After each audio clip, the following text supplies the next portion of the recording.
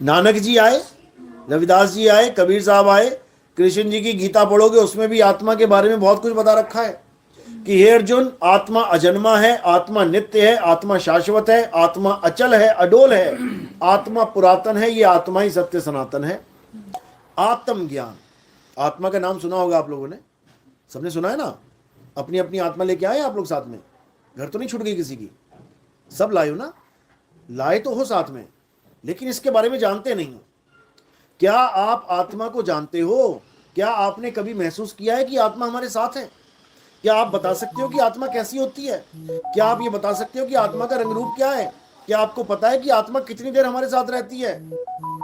जब आपको आत्मा के बारे में कुछ नहीं पता है तो समझ लो कि आपको कुछ भी ज्ञान नहीं है इस जीवन में, कुछ भी। और अगर आपको आत्मा का ज्ञान हो जाता है तो समझ लो कि अब कोई ज्ञान ऐसा शेष भी नहीं बचा जो आपको चाहिए, यानी फुल एंड फाइनल आपका ज्ञान वाला कोटा भर जाएगा। अगर आपको आत्मज्ञान हो गया तो जैसा कि गीता में समझाया कृष्ण जी ने कि हे अर्जुन, जो अपनी आत्मा में रमण करते हैं, जो अपनी आत्मा में तृप्त हैं, तृप्त का मतलब होता है उसके बाद कुछ नहीं चाहिए, तृप्ति मिल जाना, सेटिस्फैक्शन, जो अपनी आत्मा में संतुष्ट हैं, संतुष्टि मिल गई, अब कुछ नहीं चाहिए एक्स्ट्रा, समझो कि तब आपका कल्याण हो जाएगा। उसके लिए उसके जीवन में कोई धार्मिक जितने भी रीति रिवाज हैं, जितने भी पूजा पाठ है, ये नियम लागू ही नहीं होते।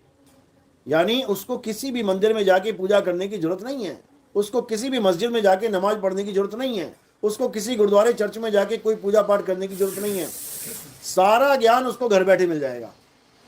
इसी को आत्मज्ञान कहते हैं। आत्मज्ञान, आत्मज्ञान का मतलब होता है जहां पर भी आत्म शब्द जुड़ जाए, किस कहीं पर भी, वो आपके ऊपर इशारा करता है।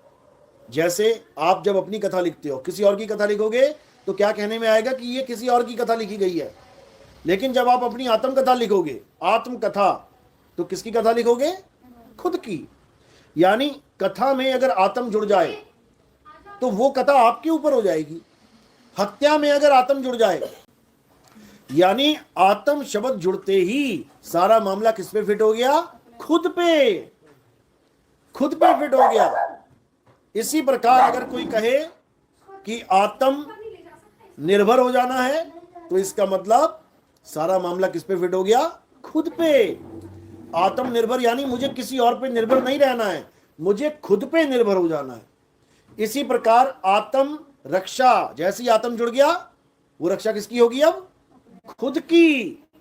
यानी किसी की रक्षा करने की जरूरत नहीं है, बस अपनी रक्षा करो, हो गई आत्म रक्षा। इसी प्रकार आत्म ज्ञान का मतलब होता है तुम्हें किसी और का ज्ञान नहीं चाहिए। तुम्हें नहीं चाहिए कि कौन है राम जी, कौन है कृष्ण जी, कौन है हनुमान जी, तुम्हें नहीं चाहिए कौन है कबीर जी, कौन है नानक जी, कौन है रविदास जी, तुम्हें ये ज्ञान नहीं चाहिए। तुम्हें कौन सा ज्ञान चाहिए? खुद का ज्ञान। लेकिन खुद तो तुम्हें हम इतने ज्ञानी हैं ही नहीं। तुम्हें खुद का ज्ञान चाहिए। वो ज्ञान जो आप कह रही हो कि हम इतने ज्ञानी नहीं है, वही बताने के लिए ये लोग आए थे। नानक जी आए, रविदास जी आए, कबीर साहब आए, कृष्ण जी की गीता पढ़ोगे उसमें भी आत्मा के बारे में बहुत कुछ बता रखा है कि हे अर्जुन, आत्मा अजन्मा है, आत्मा नित्य है, आत्मा शाश्वत है, आत्मा अचल है, अडोल है, आत्मा पुरातन है, ये आत्मा ही सत्य सनातन है। ये सारा बता रखा है। हमें समझा रहे हैं वो कि आत्मा क्या है, लेकिन हम आत्मा को छोड़ के किसकी पूजा करने लग गए? जो बता रहा था। एक आदमी आया, उसने कहा अरे गड्ढा खोदो, नीचे पानी है, पानी पियोगे तो तुम्हारी तृप्ति हो जाएगी। गड्ढा नहीं खोदा, जो बताने आया था उसका मंदिर बना दिया। उसको पूज रहे हैं, और जो वो बता रहा है कि आत्मा को जानो, उस आत्मा को हमने डस्टबिन में फेंक दिया है।